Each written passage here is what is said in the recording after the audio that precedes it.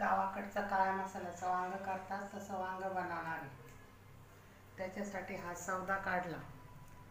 धने, शेंगदाणे, कारळ, तीळ, खोबरं, कांदा आणि लसूण आणि कोथिंबीर आणि हिरवी मिरची। हे 2 पाण्याने स्वच्छ धुवून मी वांगे घेतलेत। मसाला भाजायला घेतला। पहिल्या प्रथम तीळ टाकले। आता मी कारळ चांगले तडतड वाजूस्तर भाजून घेते। आता खोबरं भाजून घेते। आता शेंगदाणे भाजून घेते।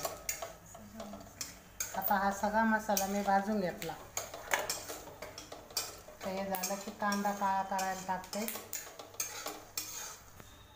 मी आता कांदा काळा करायला ठेवलेला आहे।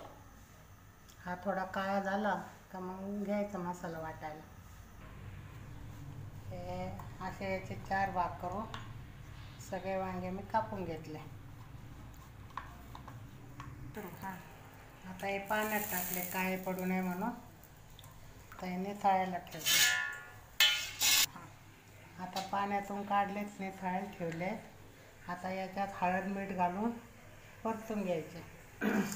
आता याला मी हळद मीठ लावून ठेवलं। आता पाट्यावर मसाला वाटून घेणार आहे। आता मी मसाला वाटायला घेतला।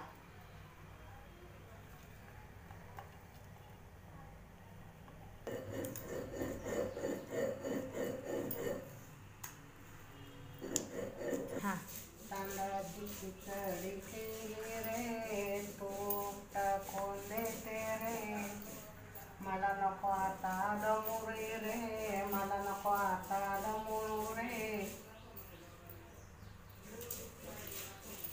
काना मला नको दमून टाकू रे, तांदळाची खिचडी केली रे, आई कन्या माझ्या पोटी आली, 7 जन्माची पुण्याई, कन्या माझ्या पोटी आली। मी आता हा सगळा मसाला वाटून घेतला। आता मी हळद घेतली आणि मी परवा जो मसाला केलेला तुम्हाला दाखवला होता तो 1 चमचा घेणार। आता हे वांग्याला हळद मीठ लावून ठेवलं होतं, तर मसाला वाटून झाला। आता त्याच्यात हा सगळा मिक्स करायचा आणि भरायचा आणि ठेवायचं।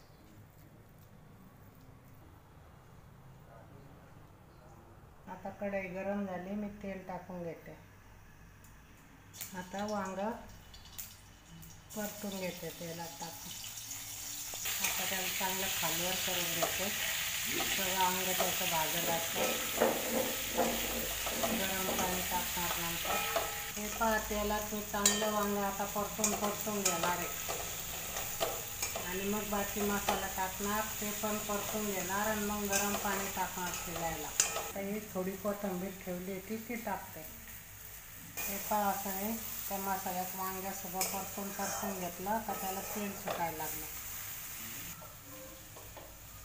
आता हे मसाल्याचं पाणी गरम केलं ते सोडणार आहे। आता हे चवीपुरतं मीठ आधी भरलं होतं आणि परत थोडं टाकलं। झालं आता वांग। कमी तेलात केला तरीच नाही आवडत आमच्याकडं।